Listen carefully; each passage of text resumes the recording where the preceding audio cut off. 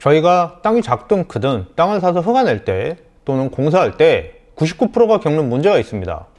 바로 마을과의 관계입니다. 또 등장인물이 있죠. 우리 이장님들과 그 외에 새마을 지도자, 부녀회장님, 기타 등등. 저도 현장에서 별별 사람 다 겪어보는데요. 진짜 어려운 문제 다 해결해주고 도움 주는 이장님이나 동네분들도 많습니다. 근데 반대로 아무 도움 없이 개인적인 이익이나 도리어 피해만 주고 줄줄이 나와서 압박만 가하는 그런 분들도 계십니다. 토지 투자와 개발에서 땅을 잘 사는 걸로 끝나는 게 아니고 사람 때문에 터지는 문제들 너무너무 중요합니다. 오늘 이걸 한번 짚어보겠습니다. 여러분, 마을 발전기금이든 특세든 계약할 때는 100% 모릅니다. 알 수가 없어요. 중개사가 일부러 숨긴다? 그럴 수도 있습니다. 중개사도 진짜 모르는 경우도 많고요. 계약하기 전에 그래도 동네 한번 볼 거잖아요. 그럼 그 이장님도 앞에서는 아유 우리 동네 그런 거 없습니다. 편하게 오세요. 이럽니다. 하지만 공사 들어가고 장비 들어가면 그때부터 슬슬 다른 말이 나오기 시작합니다. 우리 마을 발전기금 있다. 이쪽 도로 사용 시 얼마 내야 된다. 또는 여기 관행이고 어르신들이 지금 난리다. 이런 게 현실적으로 나오기 시작을 하는 거죠. 일단 현장에서 까볼 거부터 한번 까보자고요. 제가 직접 겪은 것 혹은 고객들이 당한 것 거의 전국이 비슷할 겁니다. 발전기금 자율도 아니고 거의 반강제. 30만원짜리도 있고 50만원, 100만원, 300만원, 500만원, 1000만원짜리도 있고 큰 업체들 같은 경우에 억대도 갑니다. 편의시설이나 이런 것들 좀 무리하게 요구하는 경우가 있어요. 그리고 회계? 마을마다 회계라는 걸 다 봅니다. 안 볼 수가 없어요. 근데 그걸 우리한테 공개를 하고 영수증을 주냐 이거죠. 내가 100만원 냈어. 그럼 과연 그 장부에 100만원 그대로 적혀 있냐 이거예요. 물론 정상적으로 투명하게 하는 동네도 있습니다. 그리고 공사를 방해를 하죠. 이건 좀 자주 발생되는 거죠. 완력을 행사하는 건데요. 포크레인, 굴삭기 못 들어오게 차 세워놓고 도로가 깨진다고 협박을 하고 사진 찍어서 면사무소, 읍사무소에 민원을 넣습니다. 상수도 배수로 농로 같은데 연결하고 공사할 때 마찬가지고요.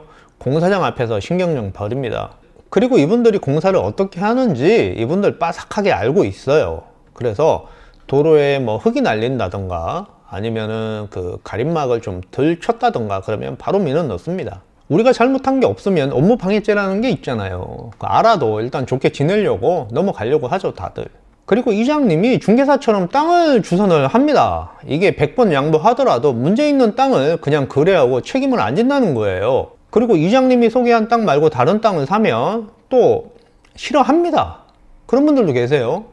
네 번째로 특세죠. 말은 안 해도 분위기가 나옵니다.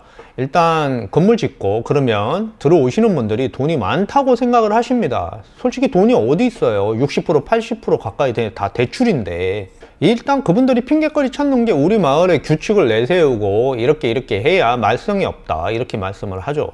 이런 분위기는 공장을 짓든 전원주택을 짓든 다 비슷합니다. 그럼 이제 대판 싸우고 자존심도 상하고 공사 방해도 하고 우리로서는 이해할 수 없는 말씀들을 하시니까 이제 개발하시는 분들 나름대로 논리와 법을 가져옵니다. 그렇게 대응을 할 수가 있어요. 발전기금을 요구하면 회의록이나 문서로 금액 같은 게 정해져 있냐, 마을 통장이냐, 영수증 달라, 우리도 회계 처리해야 된다 이렇게 할 수 있고요.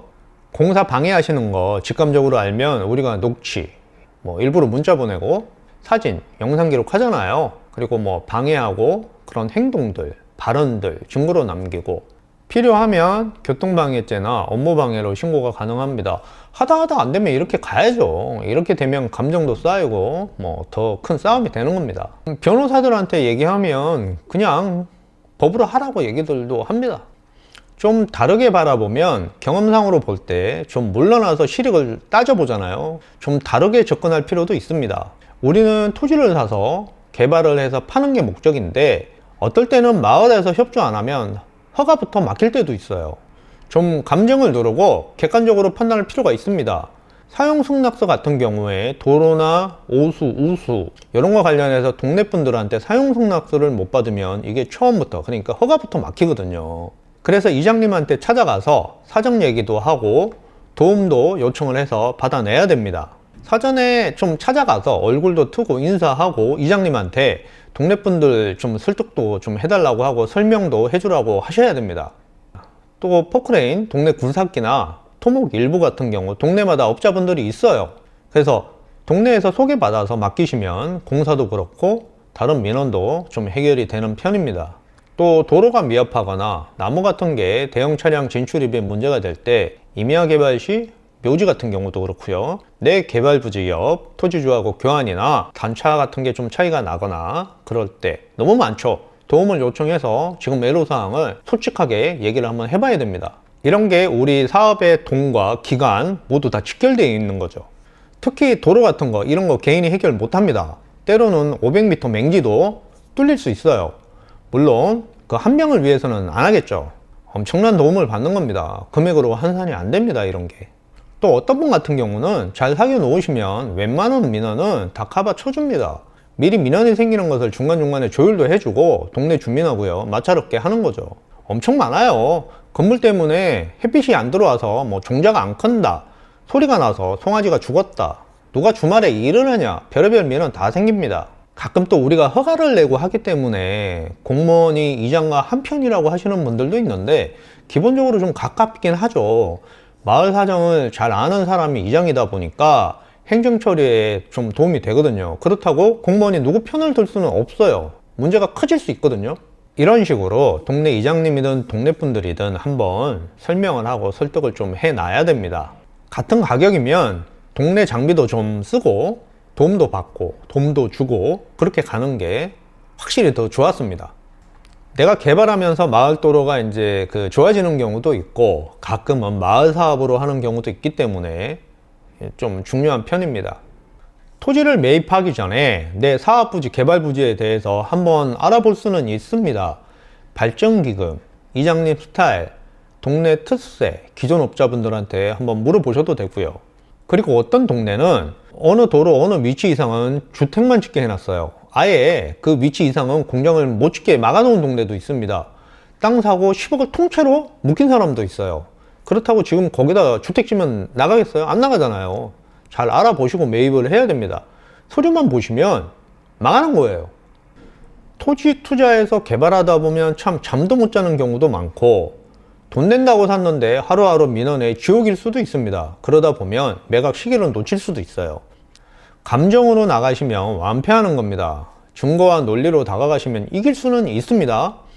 얻는 만큼 또 잘못하면 내 땅에 인허가가 막혀서 개발이 막히는 경우가 있기 때문에 현명하게 잘 판단을 하셔야 됩니다. 정말 일하다 보면 답답한 이장님들도 있고 현명하고 좋은 이장님들 정말 많습니다.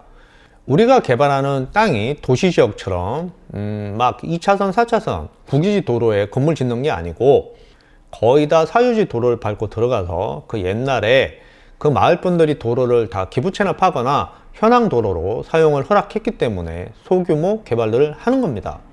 이해가 좀 필요할 수도 있을 겁니다. 너무 무리하게 요구하면 법으로 가야 됩니다. 현장이 정말 중요합니다. 너무너무 중요하고요. 이 영상으로 현장은 이런 판이구나 감만 잡으셔도 오늘 영상 충분할 겁니다. 현장에서 덜 다치고 덜 잃고 끝까지 완주해서 토지 개발 완성하시기 바랍니다.